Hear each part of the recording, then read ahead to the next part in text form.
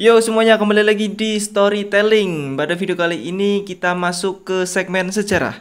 Dan di episode ini kita akan mengulas sejarah tentang peristiwa berdarah pada tahun 1965. Di sini juga nanti ada kaitannya dengan PKI, Presiden Soeharto dan juga CIA. Tapi sebelum kita lanjut ke ceritanya, bagi kalian yang baru gabung, silahkan kalian subscribe dulu channel ini biar kalian tidak ketinggalan video-video menarik yang akan saya bahas di video saya selanjutnya. Oke, langsung saja kita masuk ke kisahnya.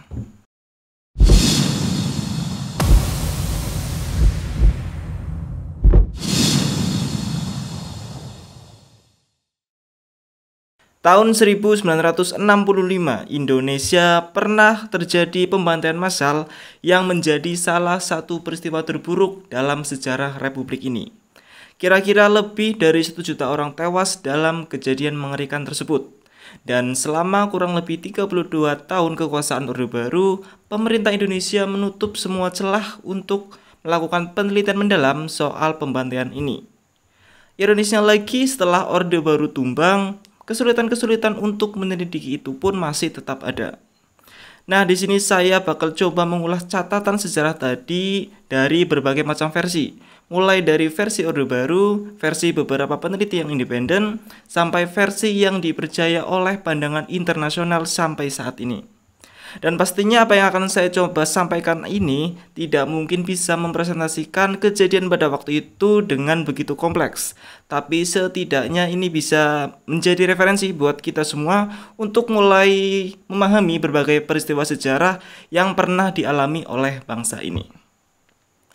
Baik, kita masuk ke hipotesis yang pertama dari versi pemerintahan Orde Baru yang selama kurang lebih 32 tahun dipercaya oleh sebagian besar masyarakat Indonesia. Bagi kalian yang sempat mengalami masa pemerintahan Orde Baru pasti masih ingat kalau dulu setiap tanggal 30 September selama kurang lebih 13 tahun semua stasiun televisi wajib menayangkan sebuah film yang berjudul Pengkhianatan G30S PKI. Jadi di film ini menggambarkan sebuah peristiwa penculikan dan pembunuhan para jenderal dengan sangat kejam. Diceritakan juga bahwa PKI nggak hanya menculik dan membunuh, tetapi mereka juga menyiksa ke-6 jenderal seperti memotong alat vital, matanya dicungkil dan tubuhnya dipotong-potong, sampai kemudian mayatnya dibuang ke dalam sumur yang disebut lubang buaya. Nah, sebelumnya mungkin ada yang belum tahu kalau awal mula PKI ada di Indonesia itu sejak zaman masa pemerintahan Presiden Soekarno. Pada masa itu, Indonesia cenderung terbuka dengan berbagai macam ideologi, seperti ideologi nasionalis, agama, dan juga ideologi komunis. Menurut Presiden Soekarno, ketiga ideologi itu bisa berjalan secara berdampingan, baik dari segi politik maupun di dalam masyarakat kita sendiri. Nah, gagasan beliau ini sering disebut juga dengan Nasakom atau nasionalis, agama, dan komunis. Tetapi dengan dinamika politik yang beragam pada saat itu, masing-masing ideologi berusaha untuk saling memperluas pengaruhnya kepada masyarakat maupun orang-orang yang berkuasa pada saat pemerintahan Presiden Soekarno. Sampai pada suatu kesempatan, PKI mengarang cerita, ini menurut versi Orde Baru ya, bahwa ada beberapa jenderal angkatan darat yang membentuk sebuah kelompok yang disebut Dewan Jenderal dengan tujuan untuk melakukan kudeta kepada Presiden Soekarno saat perayaan Hari TNI pada tanggal 5 Oktober 1965. Dalam hal ini, salah satu petinggi PKI yang bernama Zam Kamaruzaman bekerja sama dengan Komandan Resimen Cakrabirawa atau pasukan pengamanan presiden yang pada saat itu dijabat oleh Letkol Untung Samsuri buat menggagalkan rencana kudeta dengan cara menculik para perwira tinggi yang diduga tergabung di dalam Dewan Jenderal. Para jenderal itu lalu diculik, disiksa dan dipaksa menandatangani surat pernyataan yang isinya adalah pengakuan bahwa mereka itu memang benar anggota Dewan Jenderal oleh anggota-anggota PKI dan organisasi-organisasi di bawahnya seperti Gerwani atau Gerakan Wanita Indonesia dan juga Lekra. Lalu besoknya Letkol Untung Samsuri dengan pengawalan pasukan tidak dikenal mengumumkan lewat radio RRI bahwa dini hari itu dia telah melakukan pengamanan kepada Presiden Soekarno dari para jenderal yang bakal melakukan kudeta. Kejadian penculikan itu lalu diketahui oleh Maijen Soeharto yang waktu itu menjabat sebagai Panglima Komando Strategis Angkatan Darat atau Pangkostrat, dan keesokan harinya Soeharto langsung menggerakkan pasukannya buat melakukan proses pencarian para jenderal yang hilang dan mengusir pasukan-pasukan yang tidak dikenal yang masih berada di RRI. Sampai pada tanggal 1 Oktober siang hari, Soeharto berhasil mengambil alih RRI dan dari tangan pasukan yang menurutnya disusupi oleh PKI itu, dan mengumumkan kepada masyarakat jika telah terjadi penculikan kepada jenderal-jenderal yang diduga digagas oleh PKI. Selang beberapa hari setelah itu muncul berita-berita di media cetak asuhan TNI seperti berita Angkatan Bersenjata dan berita Yuda yang intinya mengatakan bahwa yang melakukan penculikan kepada jenderal-jenderal itu memang benar adalah PKI. Termasuk juga berita bahwa jenderal-jenderal itu mengalami penyiksaan terlebih dahulu sampai akhirnya mereka dibunuh dan dibuang ke dalam sumur lubang buaya. Singkat cerita, dari versi pemerintahan Orde Baru tadi, akhirnya terjadilah serangkaian skenario pembersihan PKI dan simpatisnya di setiap pelosok daerah di Indonesia. Hingga akhirnya Soeharto menerima surat perintah 11 Maret atau Super Semar yang berisi perintah untuk Soeharto selaku Panglima Komando Operasi Keamanan dan Ketertiban atau Pangkop Kamtib buat mengambil segala macam tindakan yang dianggap perlu buat mengatasi situasi keamanan yang buruk pada saat itu. Dan sehari kemudian, tanggal 12 Maret 1966, Letjen Soeharto membubarkan PKI dan menyatakan PKI sebagai partai terlarang di Indonesia. Nah, jadi itu ulasan dari versi Orde Baru. Kita lanjut ke hipotesis yang kedua. Hipotesis ini sebenarnya sudah lama diketahui banyak peneliti dan media luar negeri. Tetapi upaya buat menyuarakannya itu sangat disulitkan, terutama pada masa pemerintahan Orde Baru.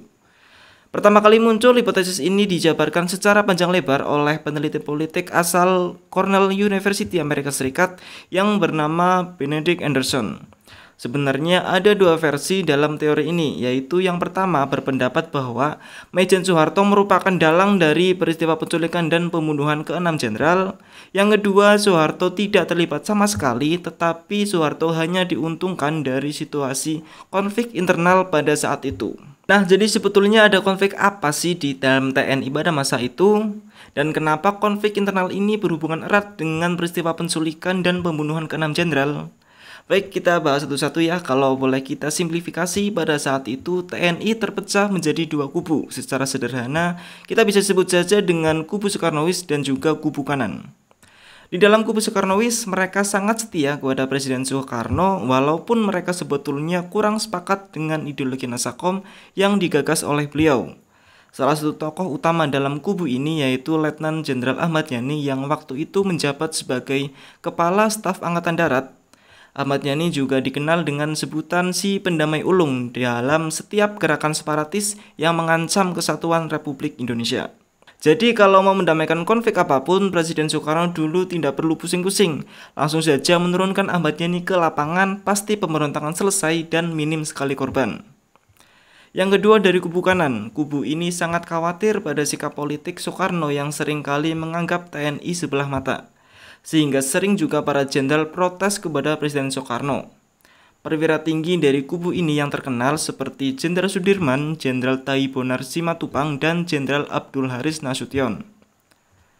Nah, pada waktu itu sekitar 1962 sampai 1966, TNI cukup sibuk dengan adanya dua konflik militer, yaitu upaya buat merebut Irian Barat dan juga konfrontasi dengan Malaysia.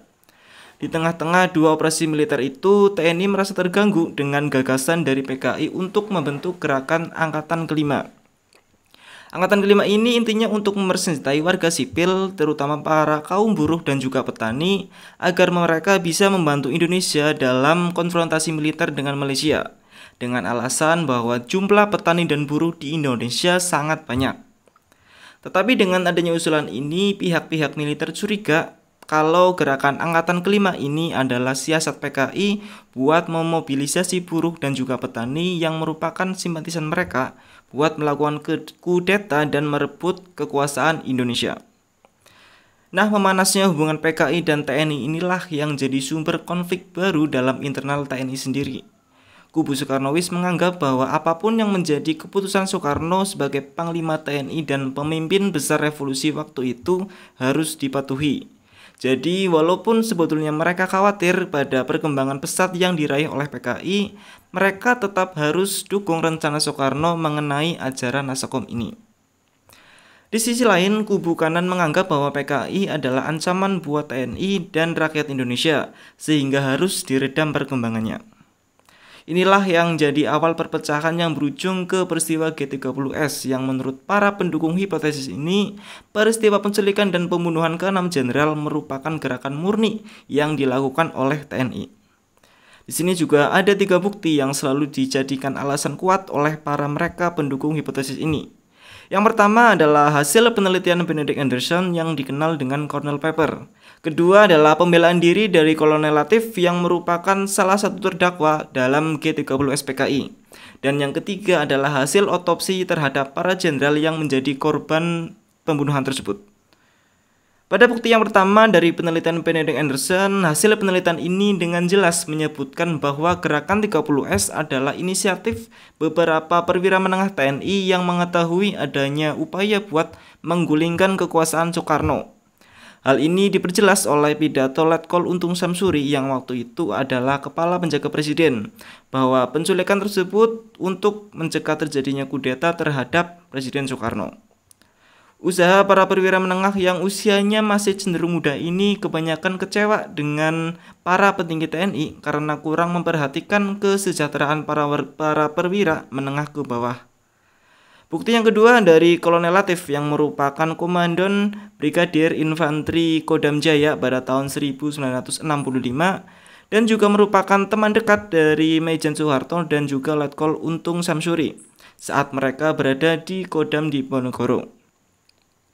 Pada saat Latif dituduh terlibat G30S, Latif melakukan pernyataan pembelaan diri atau pledoi yang mengatakan bahwa Soeharto sebenarnya tahu tentang rencana penculikan jenderal-jenderal, tetapi dia tidak mengambil sikap atau tindakan apapun. Dalam pembelaannya, Latif juga mengungkapkan bahwa beberapa jam sebelum penculikan berlangsung, Latif datang buat melapor ke Maijen Soeharto yang waktu itu berada di RSPAD dan mengatakan bahwa ada tentara yang akan menculik Ahmad Yani dan lainnya lalu membawa mereka ke Presiden Soekarno. Karena menganggap Soeharto sudah tahu dan mendukung rencana ini, Latif pun pergi meninggalkan RSPAD Gatot Subroto. Tetapi setelah peristiwa itu terjadi, barulah Latif kebingungan karena para jenderal yang rencananya hanya diculik, kemudian dibawa ke Presiden Soekarno, mereka semua ditemukan tewas terbunuh.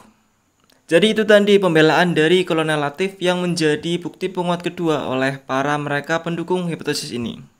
Kita lanjut ke bukti penguat ketiga. Berbeda dengan klaim yang dibuat oleh media asuhan TNI seperti Berita Yuda dan Angkatan Bersenjata bahwa telah terjadi penyiksaan terlebih dahulu terhadap para jenderal sebelum mereka akhirnya dibunuh. Dan ternyata hasil otopsi yang dilakukan oleh beberapa tim dokter menyatakan bahwa pada tubuh jenderal-jenderal itu tidak ditemukan adanya bekas penyiksaan.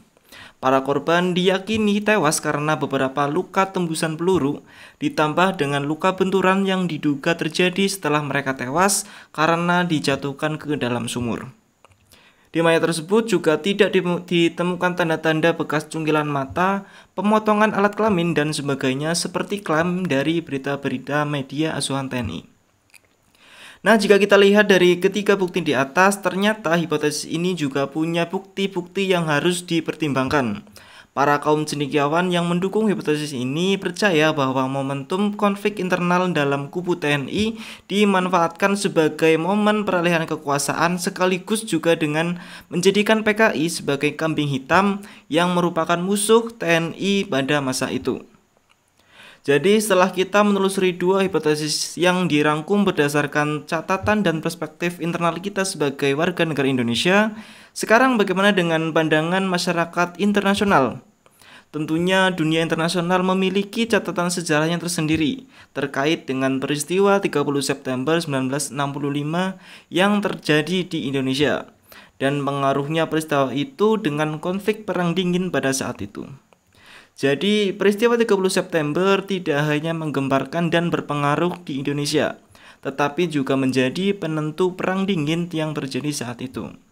Lalu bagaimana ini bisa terjadi? Jadi begini, setelah masa Perang Dunia Kedua, terjadi ketegangan antara kedua kubu besar yang mengambil andil dalam mengalahkan Jerman dan Jepang, yaitu kubu blok timur seperti Uni Soviet, Cina, dan Polandia yang mayoritas berideologi komunis, dengan blok barat yaitu Amerika dan NATO, yang sebagian besar berideologi kapitalis. Ketegangan antara dua kubu ini memang tidak banyak melibatkan kontak senjata, makanya disebut perang dingin. Tetapi justru konflik yang terjadi adalah adu siasat buat menguasai sebanyak mungkin wilayah-wilayah yang strategis, seperti jalur perdagangan, sumber daya alam, hubungan bilateral, dan sebagainya. Dalam perspektif ini, Indonesia dipandang oleh kedua kubu sebagai wilayah yang sangat strategis, dari mulai upaya buat menjalin hubungan bilateral, penghubung jalur perdagangan, potensi pasar yang konsumtif, dan juga sumber daya alam. Tentu saja kedua kubu ini ingin sekali mengambil hati negara Indonesia untuk bisa bergabung dengan aliansi mereka masing-masing. Tetapi waktu itu Soekarno menetapkan Indonesia sebagai negara non-blok, yang berarti Indonesia mengambil sikap untuk tidak memihak antara kubu barat maupun kubu timur. Posisi seperti ini dianggap sangat mengkhawatirkan oleh blok barat yang betul-betul mengharapkan Indonesia tidak jatuh pada ideologi komunis. Sampai akhirnya pada tahun 1957 dan 1958, Indonesia menghadapi dua ancaman pemberontakan dari Pemerintahan Revolusioner Republik Indonesia atau PRRI di Sumatera dan juga pemberontakan dari Perjuangan Rakyat Semesta di Makassar. Dalam upaya meredam pemberontakan ini, Indonesia menyadari bahwa ada intervensi dari blok barat, CIA, dan Amerika yang mendukung kaum pemberontakan ini. Salah satunya adalah tertangkapnya Allen Lawrence Pope, seorang tentara bayaran yang ditugasi oleh CIA untuk membantu pemberontakan PRRI dan Permesta. Sejak saat itu, pandangan politik Presiden Soekarno berubah drastis terhadap blok barat dan cenderung menjalin hubungan baik dengan blok timur. Puncaknya pada tahun 1964, Soekarno memulai kampanye anti-Amerika dengan melarang peredaran film, buku, dan musik dari Amerika. Dia juga menolak segala macam bantuan dari Amerika sampai pemenjaraan grup band Koz Plus karena mereka bandel tetap memainkan musik dengan gaya rock and roll ala-ala Amerika. Kondisi seperti ini makin diperparah saat Indonesia memutuskan keluar dari PBB pada 7 Januari 1965 dan membentuk kebijakan politik luar negeri menjadi poros Jakarta, Beijing, Moskow, Pyongyang, dan Hanoi. Tentu saja serangkaian gerakan politik Indonesia pada tahun 1964 dan 1965 itu sangat-sangat mengkhawatirkan bagi pihak blok barat. Amerika terancam tidak bisa membangun hubungan bilateral yang baik, jalur perdagangan terputus, kerjasama dalam bidang ekonomi dan sumber daya alam tidak lagi bisa dilakukan, dan sebagainya. Sampai ketakutan dari Amerika yang paling utama adalah jika Indonesia secara resmi tergabung dalam blok timur dan ikut menganut ideologi komunis. Jadi para peneliti sejarah yang menganalisa keterlibatan CIA ini mengambil kesimpulan bahwa ada kemungkinan CIA terlibat dalam gerakan penculikan dan pembunuhan 7 perwira tinggi militer dengan memanfaatkan konflik internal dari TNI untuk kemudian membantu terjadinya peralihan kekuasaan atau menumbangkan Soekarno sambil menjadikan PKI yang berideologi komunis sebagai kambing hitam. Nah, dengan adanya peristiwa 30 September ini serta perubahan pandangan politik Indonesia yang sangat memusuhi komunis, tentu saja menguntungkan baik bagi pihak blok barat, terutama negara Amerika. Pertama, rezim pemerintahan Soekarno mengalami krisis kepercayaan dari masyarakat maupun kalangan elit politik sampai akhirnya Soekarno lengser dan digantikan oleh Soeharto sebagai Presiden kedua Republik Indonesia. Kedua, sejak saat itu Indonesia jadi berpandangan bahwa ideologi komunis yang dianut sebagian besar blok barat, blok timur itu adalah ideologi yang berbahaya, sesat, serta membahayakan bagi NKRI. Dengan begitu, peristiwa 30 September menjadi titik tonggak peralihan pandangan politik Indonesia yang tadinya berporos pada Jakarta, Beijing, Moskow, Pyongyang, dan Hanoi menjadi negara yang membuka investasi sebesar-besarnya terhadap perdagangan dunia, terutama dengan pihak Amerika dan blok barat. Para penganut hipotesa ini seakan mendapatkan titik terang ketika pada tahun 1990, Kathy Kaden, seorang mantan agen CIA, membeberkan semua keterlibatan CIA terhadap proses peralihan kekuasaan pada tahun 1965, serta upaya penghapusan ideologi komunis di Indonesia. Selain itu, pada tahun 1999, CIA melakukan deklasifikasi atau pembukaan dokumen rahasia tentang keterlibatan mereka terhadap konflik internal negara Indonesia. Dari mulai bukti telegram dari Kedutaan Besar Amerika di Indonesia tentang pendanaan yang diberikan oleh Amerika agar Indonesia tidak jatuh menganut paham ideologi komunis. Sampai pada akhirnya Wikileaks juga membuka dokumen-dokumen rahasia Amerika lainnya tentang keterlibatan Amerika dalam mendukung gerakan peralihan kekuasaan di Indonesia pada tahun 1965. Wikileaks ini merupakan situs web seperti Wikipedia ya, tetapi Wikileaks ini bisa kalian temukan dokumen-dokumen rahasia milik negara atau perusahaan-perusahaan besar. Update terakhir terkait informasi keterlibatan Amerika Serikat juga diperkuat setelah deklasifikasi dokumen rahasia CIA dan NSA pada Oktober 2017 lalu. Ke-39 dokumen rahasia Amerika Serikat yang sudah resmi dibuka kepada publik tersebut sekarang bisa kalian baca dalam bahasa Indonesia di internet. Nah, sekarang kalian sudah mendapatkan garis besar dari 3 versi tentang peristiwa sejarah pembantaian massal yang pernah terjadi di Indonesia. Jadi menurut kalian siapakah dalang dari peristiwa 30 September ini? Silahkan kalian bisa tulis jawaban kalian di kolom komentar, atau kalian bisa juga DM ke Instagram saya untuk request cerita-cerita menarik yang akan saya bahas di video saya selanjutnya. Baik, sekian untuk video saya kali ini. Terima kasih, saya Arif. Sampai jumpa.